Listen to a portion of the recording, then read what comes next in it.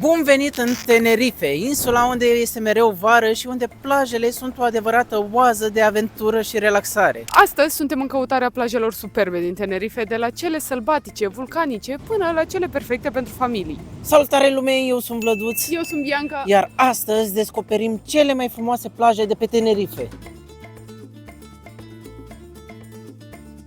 Ne-am propus ca în acest videoclip să ajungem la mai multe plaje, răsfirate pe toată insula, din dorința de a descoperi atât zona sudică, care e ceva mai populară și cu plaje în general amenajate, dar și zona nordică, cu locuri sălbatice și peisaje care să stai răsuflarea. Bineînțeles, fiecare vine cu propriile preferințe aici. Unora ne plac plajele fără pic de intervenție umană, alții preferă să stea la șezlong cu un cocktail în mână și unii nici măcar nu vor să audă de tolănii la soare, dar despre asta vorbim în alt videoclip. Acum am ales să povestim nu doar despre cum arată plajele, ci și care sunt prețurile de care te lovești pe cele amenajate, dar și ce facilități oferă. Ba mai mult, am încercat și apa oceanului să vedem dacă e adevărat ce spune lumea atunci când promovează Tenerife ca fiind un loc numai bun de făcut vacanța de vară-iarna, dar să luăm cu începutul. Bifăm și prima noastră plajă de pe insulă, mai exact Playa de las Teresitas, o plajă foarte populară atât printre localnici cât și printre turiști, aflată în nord-estul insulei și undeva la 15 minute de mers cu mașina de Santa Cruz. Aceasta are nisip auriu care a fost adus în 1970 din Sahara și asta pentru că majoritatea plajelor de pe insulă sunt cu nisip negru vulcanic, iar cea de aici era foarte mică. Pe lângă asta, este completată de un peisaj superb, stâncos și de palmieri, care parcă te trimit cu gândul la Miami, nici de cum în Tenerife. Datorită lărgirii despre care am menționat mai înainte, astăzi ai posibilitatea de a sta atât la prosop, oriunde vrei tu, dar și la șezlong, iar dacă optezi pentru varianta cu șezlongul, va trebui să plătești 6 euro pentru 2 șezlonguri și o umbrelă. Pe lângă asta, ai și o mulțime de facilități aici pe plajă, de la dușuri, cabine de schimb și chiar băi. Ține cont de faptul că nu sunt neapărat cele mai curate, însă mai bine decât nimic. Dincolo de toate informațiile pe care vi le-a oferit Bianca, știu că cea mai mare curiozitate a voastră este cum e apa în decembrie-ianuarie, pentru că și eu am această curiozitate. Așa că hai să facem testul apei și să vedem dacă se poate face o baie. După cum vedeți, sunt ceva oameni în apă și chiar sunt curios. Haideți să vedem. În 3, 2, 1. Nu e nici foarte rece, dar nici foarte caldă. E cum e apa oceanului în general, adică dacă accepti și apă mai rece în general atunci când faci baie, cred că este ok. În schimb, vremea este numai bună de stat la soare, bineînțeles cu o bere rece, care apropo este doar 2 euro. În general, prețurile aici la bar sunt destul de convenabile. Un pahar de sangrie e 5 euro, un cocktail 6-7 euro. Aș zice că prețurile sunt destul de apropiate de ce găsești și în România.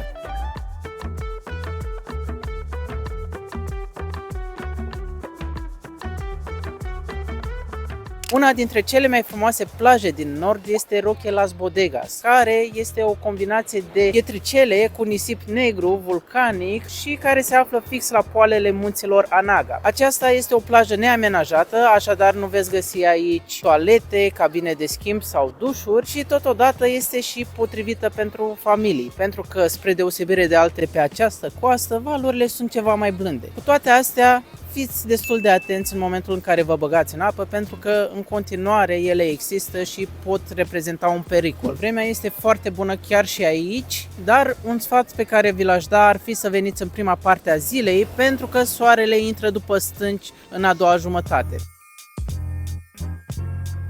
La această plajă m-am încumetat să fac și o baie și credeți-mă, senzația este una foarte plăcută, pentru că afară este cald, iar apa, deși e rece, după un minut, două te obișnuiești cu ea. Bineînțeles, nu vă pot spune celor care sunteți obișnuiți cu apa de la Mediterană că o să fie bine. Trebuie să fii genul de persoană care acceptă și apă mai rece. La aceasta în particular este foarte fain că ai munții ăștia stâncoși și când ești în apă ai impresia că vin peste tine. Pentru mine personal este o experiență foarte faină. Iar ca un bonus la această plajă, ce mai este foarte fain este că poți merge pe această stâncă care se află în imediata sa apropiere și să mergi până acolo în capăt, de unde ai o priveliște absolut superbă către această plajă.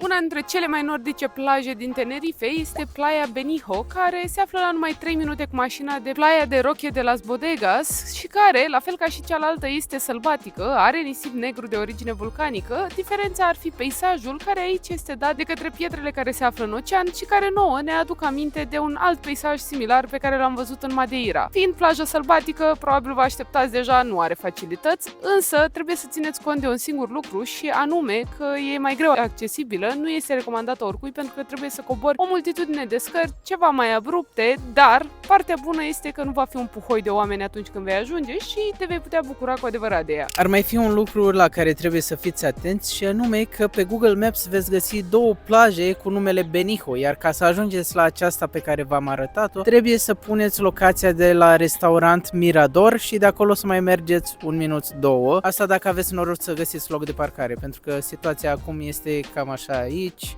și cam așa în partea aia. Așadar, veniți mai devreme dacă vreți să fiți siguri că găsiți un loc.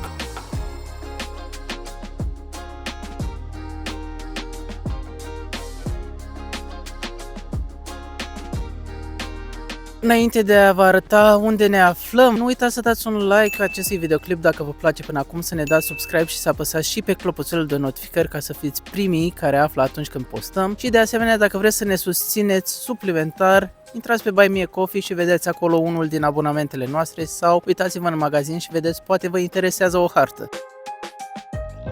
O altă plajă spectaculoasă, dar ceva mai greu accesibilă, este Playa del Castro, ce se caracterizează printr-o fâșie îngustă de nisip negru vulcanic combinat cu pietricele, dar și o mică cascadă superbă ce creează un peisaj de poveste. Pentru a ajunge la aceasta trebuie să parcurgi o porțiune din traseul Rambla de Castro, despre care poți afla mai multe în itinerarul nostru din Tenerife și, bineînțeles, așa cum te-ai aștepta, aceasta nu are facilități, așadar trebuie să vii pregătit cu lucrurile tale.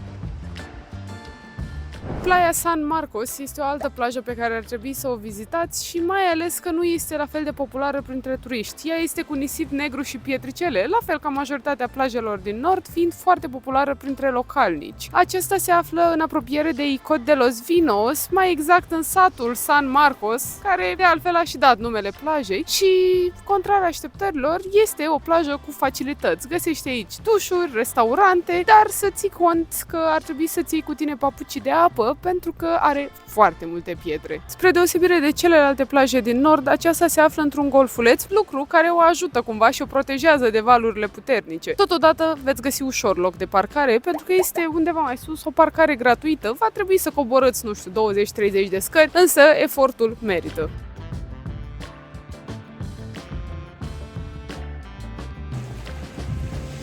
În Los Gigantes vei găsi două plaje faimoase, prima dintre acestea fiind plaja Los Guios, o plajă micuță cu nisip negru, dar aglomerată și cunoscută pentru faimoasele stânci pe care le vedeți și în spatele meu și să știți că are destul de multe facilități, ai duș, ai cabine de schimb și ai chiar și restaurant. Singurul lucru care lipsește de aici sunt șezlongurile, dar la cât de mică este, sincer, nu știu unde ar încăpea. Un lucru pe care să-l aveți în vedere la această plajă este că există alunecări de teren, ba chiar o parte din aceasta este închisă și se vede așa un șiroi de pietre care au căzut. Și Playa la Arena, considerată a fi cea mai frumoasă plajă cu nisip negru din întreaga insulă Tenerife. Odată cu asta, bineînțeles că vine și aglomerația la pachet, pentru că toată lumea vrea să o experimenteze și să o vadă. Și pe partea bună a lucrurilor putem să adăugăm faptul că are o mulțime de facilități. De la acces pentru persoanele cu mobilitate redusă, la salvamar, la dușuri, la băi și la o multitudine de restaurante care se află chiar în buza plajei. Există o zonă atât cu șezlonguri, cât și una unde puteți să stați cu propriile voastre lucruri, iar apropo, dacă vreți să stați la șezlong, acesta costă 4 euro. Ba mai mult, aceasta este o plajă preferată de familiile copii pentru că intrarea se face foarte lină în apă, există un segment micuț unde sunt pietre, dar puteți să-l ocoliți.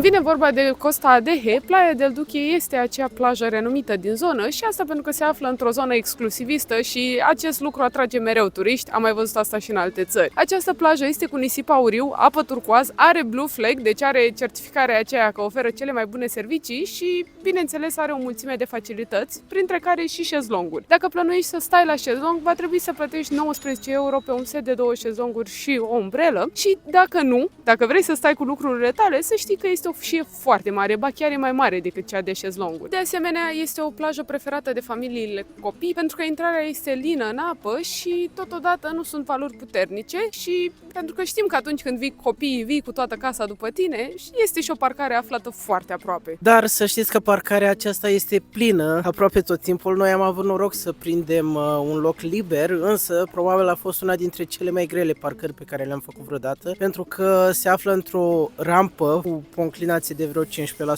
aș zice eu, și pe lângă asta a trebuit să fac și o parcare laterală. Și imaginați-vă cum este asta cu cutie manuală.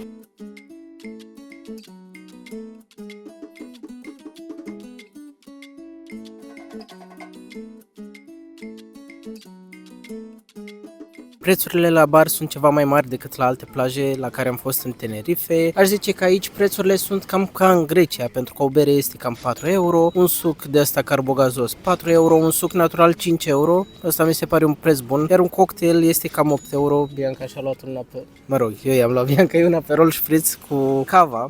Cava este un vin spumant de origine protejată din Spania, este similar Prosecco din Italia, numai că e varianta lor. Spuneți-ne în comentarii cum vi se par prețurile.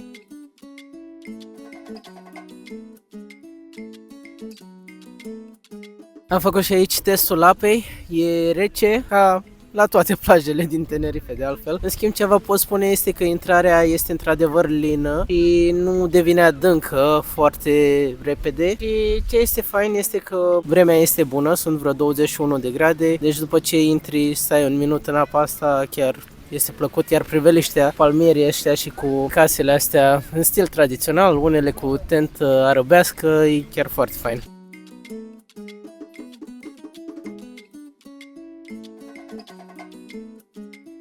În apropiere de aceasta se află și vecina sa, Playa El Beril, care spre deosebire de Playa del Duque și-a păstrat forma naturală și are nisip negru cu pietricele, dar și o fâșie mai îngustă pentru că apa înaintează destul de tare. În schimb îți oferă cam același peisaj, ai parte de aceleași facilități pentru că se află în apropiere de aceeași alee de promenadă unde ai multe restaurante și baruri, are dușuri, are cabine de schimb, iar șezlongurile costă undeva la 19 euro setul de șezlonguri cu umbrele. Totuși, cred că sunt vreo maxim 20 la număr, așadar dacă vrei să prinzi un loc, ar trebui să vii ceva mai de dimineață. Intrarea este și aici lină în apă și mi se pare potrivită pentru familii, mai ales că ai parte de mai multă liniște față de Playa del Duque, unde este plin de turiști.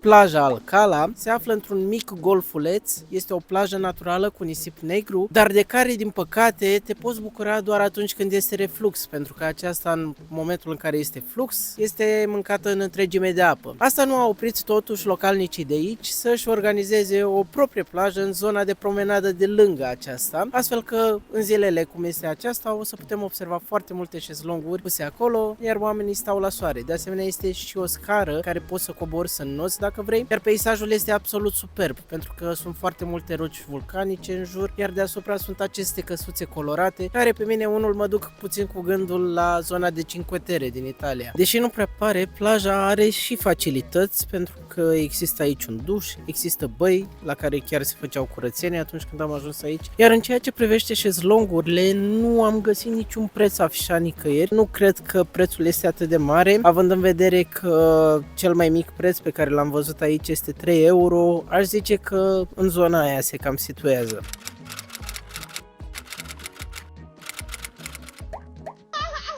Această plajă mai este cunoscută și ca un bun loc unde să vii să vezi țestoase, pentru că în anumite momente ale anului nuată destul de aproape de coastă, așadar ai grijă să-ți iei și masca de snorkeling pe lângă papucii de apă, pentru că este foarte pietros pe aici. Iar după, dacă vrei să faci o pauză, plaja se află foarte aproape de această zonă de centru a Sătucului, care este foarte frumoasă, unde sunt multe taverne. Atmosfera este chiar foarte relaxantă aici, îmi place, seamănă foarte mult cu nordul.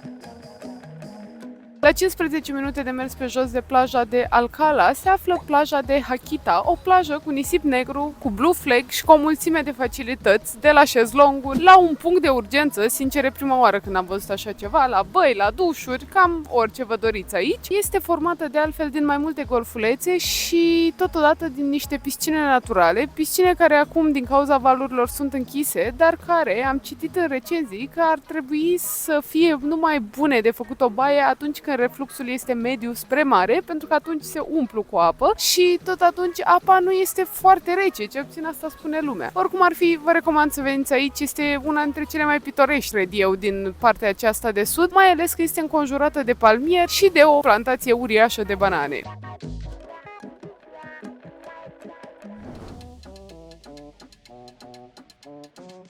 Los Cristianos este o stațiune foarte populară datorită plajelor sale care au atras foarte mulți turiști. Acestea sunt 4 la număr, însă două cele mai cunoscute sunt plaja Las Vistas și plaja Los Cristianos, iar prima dintre acestea este caracterizată de o fâșie foarte lungă de nisip auriu adus din Sahara, care oferă toate facilitățile de care ai avea nevoie. Poți închiria aici șezlonguri cu 4 euro bucata, iar dacă vrei un set de 2 șezlonguri și o umbrelă, vei da 12 euro, ai dușuri, ai băi. De asemenea, dacă nu vrei să îți iei șezlong, există porțiuni generoase unde să vii cu lucrurile proprii. Accesul la plajă, bineînțeles, este facil, iar dacă vrei să găsești un loc de parcare, există locuri pe stradă unde o poți lăsa gratuit, dar există și o parcare fix în port. Ai și o alee de promenadă pe dimensiunea plajei, plină de restaurante, magazine și tot felul de excursii cu barca sau activități, sporturi nautice. Este genul acela de plajă care îți oferă toate serviciile de care ai nevoie și care este orientată în jurul turismului. Totuși, o caracteristică a plajei Las Vistas din Los Cristianos, cu care se deosebește față de celelalte plaje din Tenerife, este accesibilitatea sa, pentru că a câștigat inclusiv premii datorită rolului său de pionier pentru a asigura accesul persoanelor cu mobilitate redusă. Iar aici am văzut și pentru prima dată o chestie foarte interesantă pe care nu am mai întâlnit-o până acum. Testele care se fac asupra calității apei sunt afișate la intrarea pe plajă.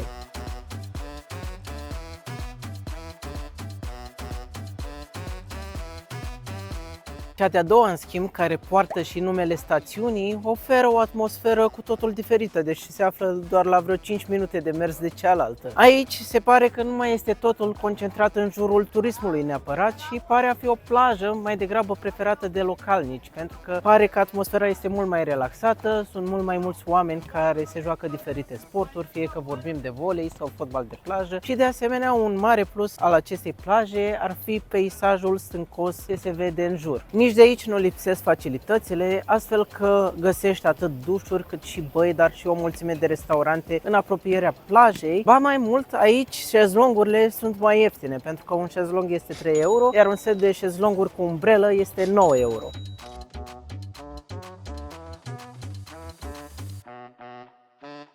Ceea ce cândva era un sat pescăresc cu o plajă cu nisip negru vulcanic, ce a fost acoperit în anii 60 cu nisip adus din Sahara, Las Americas are astăzi 6 plaje, dintre care 3 naturale și 3 artificiale. Am găsit o zonă destul de mare care pot sta atât cu prosopul, dar este și o bucățică amenajată cu șezlonguri care, apropo, costă 3 euro un șezlong, respectiv 9 euro setul de șezlonguri și o umbrelă. Însă țineți cont de faptul că nu prea e cu nisip, e mai degrabă un soi de pietriș, iar intrarea în apă, sinceră să fiu, nu știu cum se face, pentru că are foarte multe pietre, are un dig și sunt valuri foarte mari. Noi în zona aceasta nu prea am văzut oameni înotând, ci mai degrabă surferi și atât. Însă, din ce am citit la celelalte plaje, ar fi câteva dintre ele care sunt facile și pentru a veni cu familia aici.